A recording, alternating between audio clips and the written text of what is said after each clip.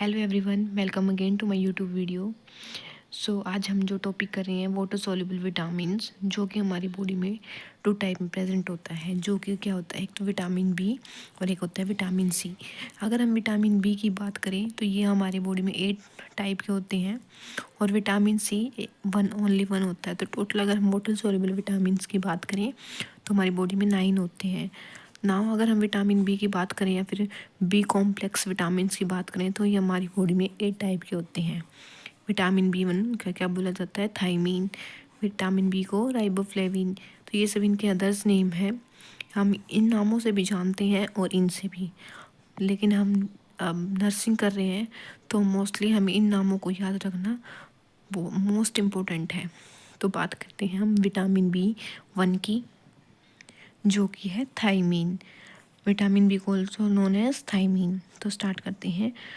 First water soluble, ये क्या है? फर्स्ट वाटर सॉल्युबल है हमारी बॉडी का essential for the utilization of carbohydrate.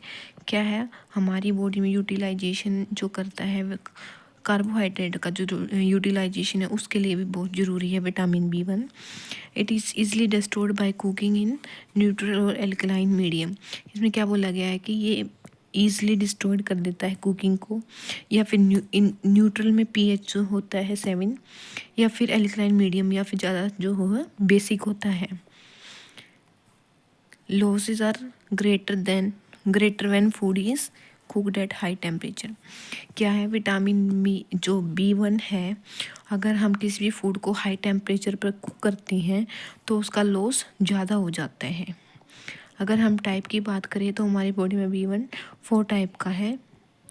जो फर्स्ट है उसका नाम है थायमीन डाइफॉस्फेट, या फिर पैराफॉस्फेट भी बोला जाता है।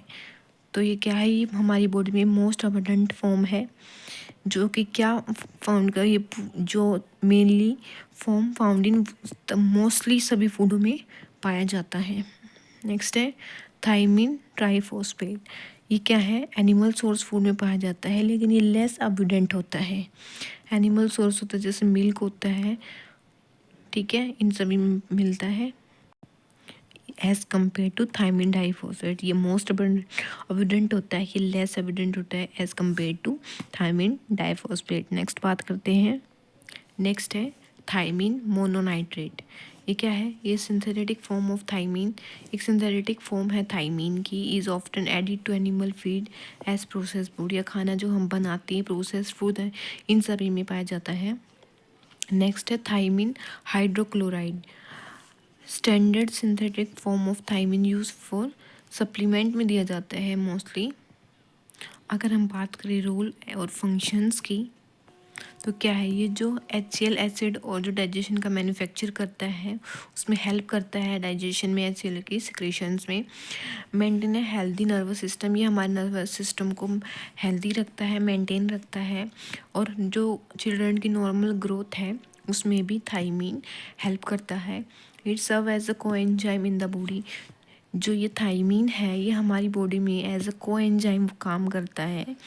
This applied to all in its active form, ये मतलब एक्टिव फॉर्म में होता है, लेकिन जो TPP का मतलब है ये थायमीन डाइफॉस्फेट या पैराफॉस्फेट के बारे में। तो किसके लिए रिक्वायर्ड होता है? ब्रेकडाउन के लिए होता है, ग्लूकोज का जो ब्रेकडाउन होता है उसमें, और एनर्जी का प्रोडक्शन करता है। अगर हम डाइटरी सोर्स की बात करें, जो मोस्टली जो रिचेस्ट होता है उसमें क्या होते हैं? नट्स होते हैं, सीड्स होते हैं, वोल ग्रीन्स, लीवर और पोर्क। अगर हम वेजिटेबल्स या फ्रूट्स की बात करें तो fruit, vegetables and dairy products, जिसमें मिल्क आ जाता है, चीज़ आ जाती है, पनीर वगैरह ये सब आ जाती है। नॉट प्रोवाइड मच थायमीन, लेकिन जो ये सब हैं ये थायमीन का ज़्यादा प्रोवाइड नहीं करते, लेकिन रिचेस्ट हमारे में ये होते हैं। अगर हम इन सभी का जो प्रोडक्शन या फिर इनको हम लेंगे तो ये हमें ज़्यादा से ज़्यादा थायमीन प्रोवाइड कराएंगे, इसलिए हमने इसे रिचेस्ट सोर्स बोला है, डाइटरी सोर्स। अगर हम बात करें इन्फेंट्स की तो इन्फेंट्स में मोस्टली जो इम्पोर्टेंट सोर्स होता है वो क्या होता है? आप मुझे कमेंट करके बता सकते हो। वीडियो को पोस्ट करके आप कमेंट करके मुझे लिखो कि जो मोस्टली इन्फेंट्स में जो डाइटरी सोर्स होता है विटामिन्स का B1 का, वो क्या होता है, ठीक है। तो जो इन्फेंट्स में जो होता है थायमिन का सोर्स वो क्या होता है, मिल्क। मान लो हम आरडीए की बात करते हैं, आरडीए की फुल फॉर्म क्या होती है, रिकमेंडेड डेली अलाउंस। तो अगर हम विटामिन बी1 की बात करें तो मैन में कितना होता है, 1.1। वुमेंस में मोस्टली हमें जो याद करने की चीज़ें हैं वो वुमेंस में होता है, प्रेगनेंसी में और लैक्टेशन में। वैसे तो नॉर्मली होता है मैन की में 1.1, वुमेन में भी जैसे 1.1 हम मान लेते हैं, लेकिन जब प्रेगनेंसी की बात करते हैं तो 0.2 हमें ऐड करना है 1.1 में, और लैक्टेशन में 0.3। ठीक है, अगर हम बात करें इन्फेंट्स की तो हमें कितना होता है, 0.2 से 0.3 तक हमें विटामिन बी की आरडीए के अनुसार हमें लेना चाहिए। अगर हम बात करें स्टोरेज और एक्सक्रीशन की, तो अगर हम बात करें थायमीन की तो नॉर्मल जो थायमीन लेवल होता है वो कांस्टेंट लेवल क्या होता है, 30 mg। अगर मान लो हमारी बॉडी में 30 mg से ज़्यादा तो थायमीन हो जाता है तो वो स्टोरेज नहीं होता, वो एक्सक्रीट आउट हो जाता है यूरिन में।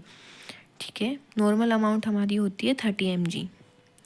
बात करें हमें डेफिशिएंसी की, तो डेफिशिएंसी है बहुत कम देखने को मिलती है, अनकॉमन होती है, बट जो ब्लड शुगर लेवल जो है वो इंक्रीज़ होता है, जिसकी वजह से थायमीन जो है एलिमिनेट हो जाता है, किसके द्वारा, यूरिन के द्वारा, जिससे हमारी जो बॉडी में रिस्क रहता है डेफिशिएंसी का। अदरवाइज ये अनकॉमन है। अगर किसी भी पेशेंट का जो ब्लड शुगर लेवल इंक्रीज़ है और जो थायमीन है वो एलिमिनेट हो रहा है यूरिन से। ठीक है, अगर हम थायमीन की जो लेवल में भी reduce by 75 to 76% in people with type 1 and type 2 diabetes mellitus. ठीक है, डायबिटीज़ में हमें देखने को मिलता है, डायबिटीज़ की अगर हम बात करें तो थायमीन लेवल जो है कम हो जाता है, रिड्यूस हो जाता है, कितना परसेंट, 75 to 76% पेशेंट में या फिर किसी भी इंडिविजुअल में। तो उसको हम बोलते हैं टाइप 1 या टाइप 2 डायबिटीज़ मेलाइटस। ठीक है, तो अगर हम बात करें रिस्क की, तो जो कोई भी इंडिविजुअल है हाई जो है अल्कोहल का यूज़ करता है तो इंक्रीज उसमें रिस्क हो जाता है डेफिशिएंसी का, क्योंकि उसकी पुअर डाइट हो जाती है और जो थायमीन का अब्जॉर्प्शन है वो भी इम्पेयर हो जाता है, मतलब या तो बिल्कुल नहीं होता या फिर बहुत कम होता है, लेस अमाउंट में होता है। अगर हम कॉज की बात करें तो उसमें पेशेंट में वीकनेस देखने को मिलेगी, फैटिग्यू होगा, साइकोसिस होगा या फिर नर्व डैमेज देखने को हमें पेशेंट में मिलेगी। अगर हम बात करें थायमीन की मेनली 2 डिसऑर्डर हैं, जो कि 2 डिसऑर्डर होती हैं, एक होता है बेरी और एक वर्निके कोशक सिंड्रोम। जो बेरी है जो हमारी बॉडी में होता है, ये वर्निके जो सिंड्रोम होता है वो हमारी मेलिन ब्रेन में होता है। बेरी हुए मोस्टली 3 फॉर्म्स में होता है। ठीक है, ये हम नेक्स्ट वीडियो में पढ़ेंगे। So thank you to watching my video.